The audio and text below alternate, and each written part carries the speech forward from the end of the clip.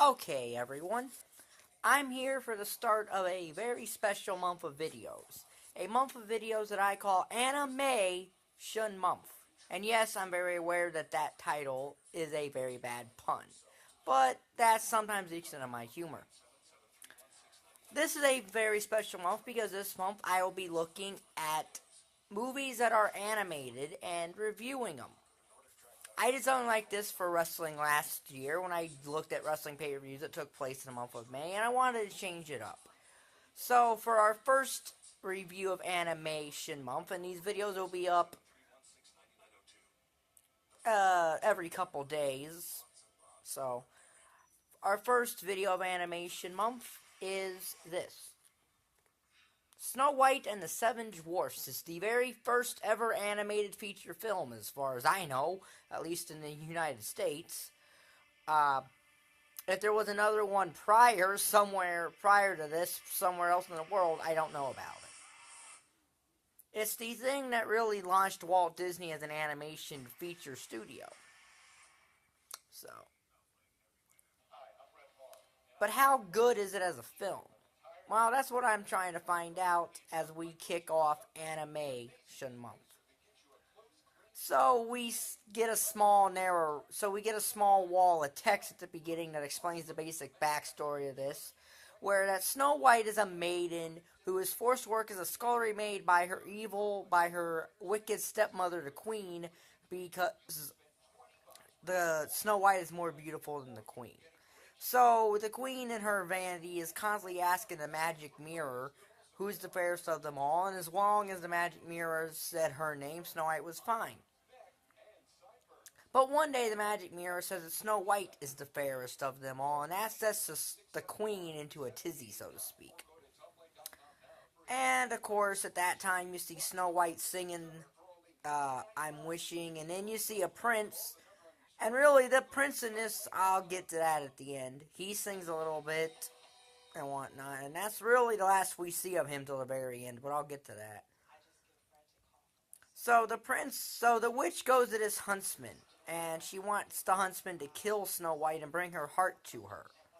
This is basically what Tara had to do in the Snow White world in Kingdom Hearts Birth by Sleep. Minus the part of the huntsman, it was Tara who was filling that void. Uh, but of course the huntsman can't do it just like Tara can't, and tells Snow White to go run away, far away. She ends up in a forest with a lot of what she perceives as scary images, but it's just creatures and trees. And these things can be scary for little kids, but it's beautiful animation. Eventually, though, Snow White sees that it's just the little woodland creatures. And she eventually comes to a little cottage that's abandoned, but that hasn't really been kept, so to speak. There hasn't been any housekeeping done. All the dishes are piled up. There's dust and cobwebs all over the place. So her and the animals clean this place while singing Whistle While You Work. So, and while she's doing that, we cut to the Seven Dwarfs in their diamond mine, and they're singing what will become Hi Ho, probably the most famous song from this movie. They work in a diamond mine. This is the point. If you're playing Kingdom Hearts Birth by Sleep, this is where Ventus would show up. But that's an entirely different thing, isn't it? I will say that the dwarves in this movie are not as big of jerks as they are to anybody that they are to Ventus in Birth by Sleep, but they're not in this movie. But they eventually discover that Snow White is there, and they all think she's a witch, or at least Grumpy does. But after she said she can cook for them and all this stuff, they let her stay there, and she does cook for them. Makes them wash, which Grumpy doesn't like, eventually saying her womanly wiles are going to get to the Seven Dwarves. And one of the dwarves asks, well, what are womanly wiles? And Grumpy says, I don't know, but I'm against them. Yeah, so he doesn't know what something is, but he's against something he doesn't know. Yeah, that's really interesting. And essentially, a lot of stuff just goes around. A lot of filler, really, until basically the thing that starts to climax. The queen discovers she's been manipulated and tricked by the huntsman who gave her a pig's heart to trick her that he actually did kill Snow White. And then she transforms into the old peddler woman in something that's entirely hand drawn. Looks really, really, really beautiful. Because in 1939 there was no way to do computer animation. Technology didn't exist yet for that. So she makes her a peddler woman, so so Snow White won't suspect her, and she also makes a poison apple that does have an antidote to it, as it can be broken by love's first kiss, which she doesn't even think will happen. So the next day, presumably, as the seven dwarfs go to work, the evil queen goes to Snow White while she's making gooseberry pies, and eventually tricks Snow White into eating the apple. But Snow White's little animal friends have gathered the seven dwarves, and they're all going to fight the evil queen. They get there too late to save Snow White, and they're chasing the evil queen to a cliff. The queen's on a cliff. She's trying to push a boulder on the seven dwarves, but a crack of lightning hits where the queen is standing, and it tumbles, and the queen falls to her death to get crushed by a rock. That's a little unbelievable that would happen, but hey, it's animation and it's Disney, so. Uh, and essentially, the seven dwarfs could not find it in their heart to bury Snow White. So they made her a glass coffin. The prince heard about it. The prince showed up. Prince kissed Snow White, and you get the happily ever after you get in most Disney fairy tales.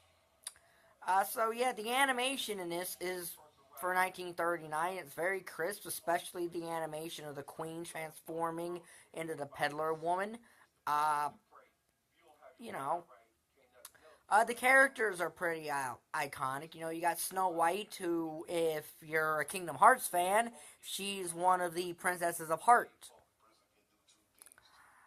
Uh, and she's a stereotypical princess, to be quite honest.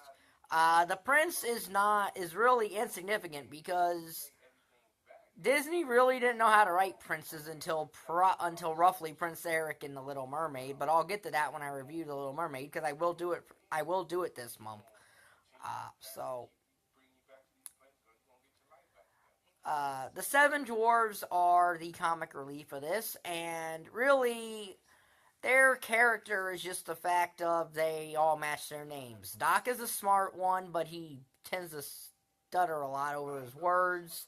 Happy's always happy, Sneezy's always sneezing, Sleepy is always sleepy, Bashful is bashful, Dopey can't talk, and Grumpy is grumpy all the time. But Grumpy does wind up liking Snow White and even cries when Snow White is dead. Yeah. And as far as the villain goes, yeah, okay, the evil queen is not the greatest villain in the world, but she was the first Disney villain. I think should have a place in iconic Disney villains just because she is the first, even though her motivation is is technically vanity. Is technically vanity. Uh, and pretty much the only other character of interest is the huntsman, and he's really nonchalantly in this movie. So for first animated movie, it does stand up. I think kids can enjoy it as well as adults. Because there is some scary animation, like when Snow White's lost in the woods, and of course, as I said, always the Queen. That shows you something that good animators can do. They can take something like that and make it good without using computers. Because remember, 1939. Did it pace itself well? Well, honestly, no. But Disney had to pad this movie to feature length, so they added stuff in there that really shouldn't be in there to pad it to its length. But this was Disney's first try at animated feature, so you can overlook that. Uh, the songs are, like I said, really only one anyone knows came from this movie, unless you count Sunday My Prince Will Come, but really the most iconic song from this movie is Hi Ho, the Seven Dwarfs song. Uh, So yeah, I think it's a very good animated movie. Now, I am going to also let you know that I am not just going to be looking at Disney animated films. I'm going to be looking at any animated film that I have easy access to. A film that's either on Netflix or I have in my personal DVD collection. Uh, that I have in my personal DVD collection or anything like that. So I will get around to things like Secret of Nim and stuff like that in this month too. So it's not just going to be Disney. Uh, so I'm going to start an animation month playlist. This video will be in there. If you like this video, like button is down there, subscribe button is down there, and thank you for watching. This is thank you for watching.